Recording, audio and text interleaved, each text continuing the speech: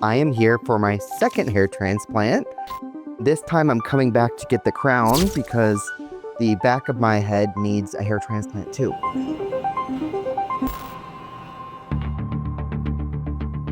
The first time I didn't have enough hair grafts to where we felt comfortable with doing every area. So we wanted to focus on this area first, let my head heal, and then come back. Hey, nice to see you again.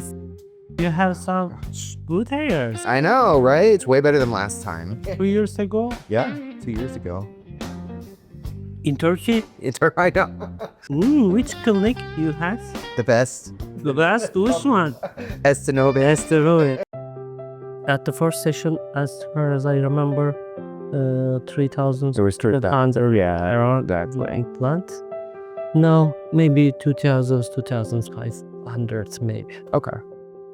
I expected the hair to come in, but like I remember I was told like, don't worry, like 3 months after, your hair is it's not gonna look perfect right then. You just have to give it time. I was kind of panicking because like 2 months after I was going through that.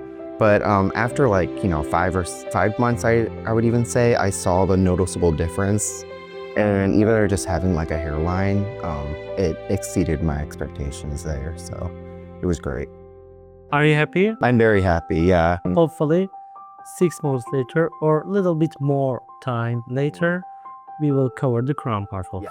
Because the crown area results will need a more time than the fall. Maybe 10 months, maybe 1 year. Yep, yeah, that works. I just had my second consultation and I'm really excited because we actually talked about what we're gonna be doing this round, which is different from the last time because again, I had this done the last time, but now, can you zoom in?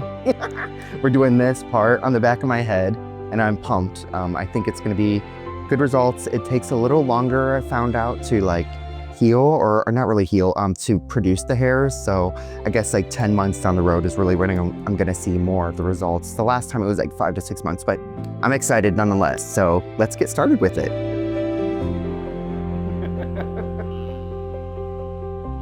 I'll see you all in 10 months.